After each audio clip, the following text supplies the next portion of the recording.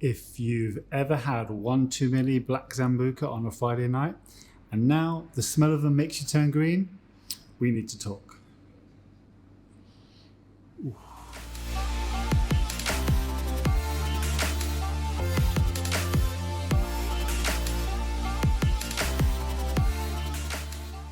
Hi guys, I'm Ashley from IMFC, performance nutritionist based in London. Today I'm in leafy Kensington at the Princess Victoria pub, where we'll be talking about how to reduce calorie intake by giving you guys the 5 best low-calorie alcohol swaps that you can include in your diet should you wish to. The best tips, 5 best swaps, all coming up in today's video. And if you are new to this channel, then consider subscribing, because each week I'll be bringing you the best tips, tricks, product reviews and nutrition research, all to help you get the best out of your nutrition. Okay, now on to today's topic. And before we get into the 5 best low-calorie swaps, first of all, why should you care about the calories that you consume in the drinks that you have? And well, yes, that's a good question. And the simple answer is, how does it fit in with your current goals at the time? The simple fact is, lots of us out there have performance goals, we have training goals, whether you're an elite level athlete or just recreational athlete, whether you're a coach and you're coaching someone, but we also like to maybe keep a little bit of alcohol in the diet. And as you know from some of my previous videos, and if you haven't watched those yet, then I'll link to those in the description. Go and have a watch after this one, because there's some good content about kind of the effects of alcohol, muscle building and fat loss. But the alcohol we drink in the diet can affect our performance goals, can affect our body composition. So we should be mindful of not just the amount of alcohol content that we're consuming on a daily, weekly basis, but also the amount of calories that might be coming with those alcoholic drinks. Because if you have composition goals, if you have weight loss goals, performance goals, those calories are gonna matter. Okay, so number 5, it is swapping the pint of lager for the bottle of lager. Switching out for the pint of lager for the bottle of lager. So typically, pint of lager, just a little bit over 500 milliliters, and a regular bottle of lager around 330 milliliters. So again, all you're doing here is just, you're reducing the calories by just reducing the volume of the drink.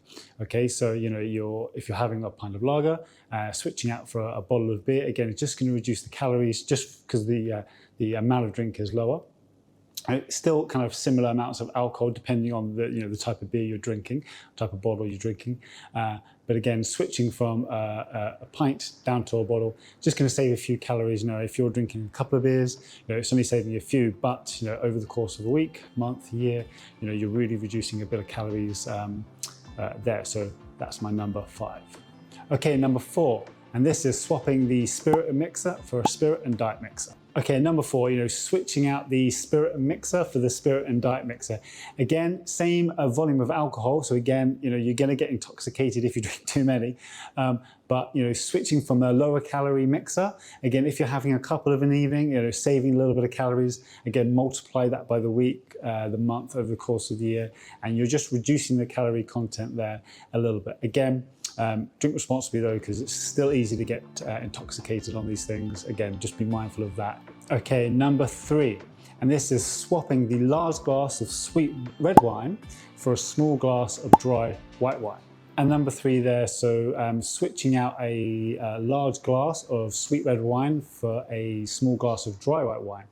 Now this works on 2 fronts. Now again, switching from a large to a small glass, again, you're reducing the calorie content because the volume of drink is less, so you're reducing calories in that way.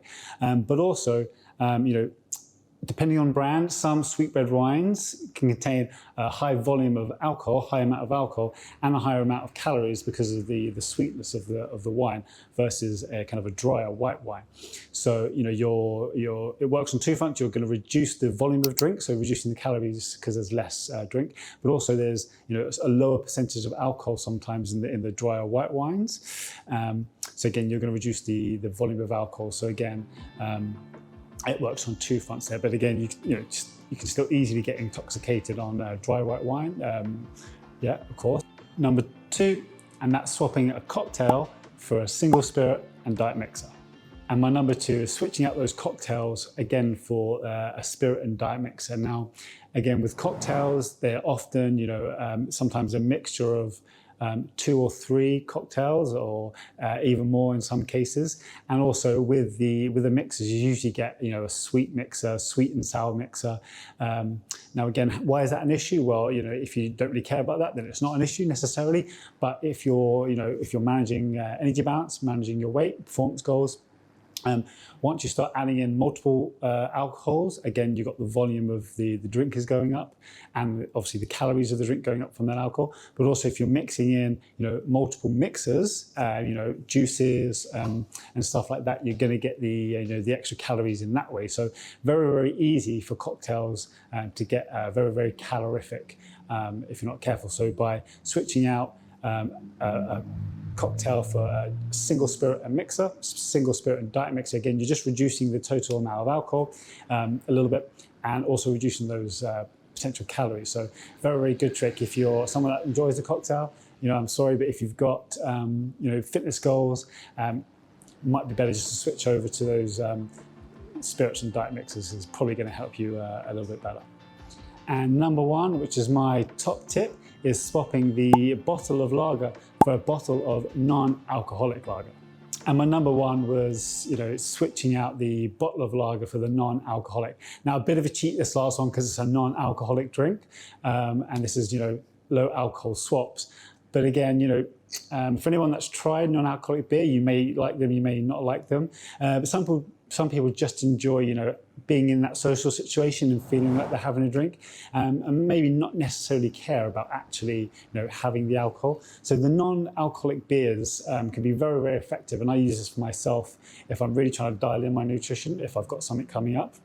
And if I'm out with friends, occasionally non-alcoholic beer, I feel like I'm having a beer, it tastes kind of the same, I enjoy the taste, but reducing the kind of the alcohol content, and also reducing the calories, because the non-alcoholic beers, per 100 milliliters are going to be a bit less than the even a light beer, like one of those light beers. So switching out a bottle of beer for non-alcoholic beer is my top tip. And before we end this video, I just want to ask you guys my question of the day. And today's question is, are you already implementing some of the ideas that we talked about? Are you already doing some low-calorie alcohol swaps that you're using for your nutrition plan or part of your daily life?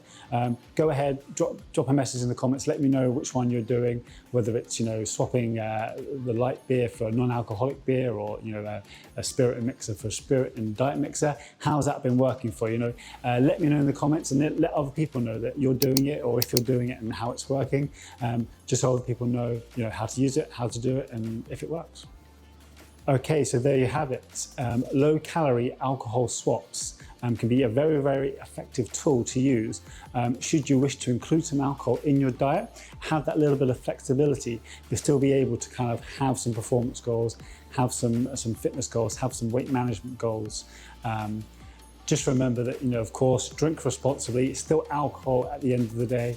And, from my other videos, you'll know that, once you start getting over the, 2 and 3 drinks worth of alcohol, some things happen in terms of fat loss and muscle building that, if you do have any of those goals, may make it slightly harder. So again, yes, these are low calorie swaps, but you're still drinking alcohol, so you still have to be responsible. But for now, from me, that's all, and I'll see you next video.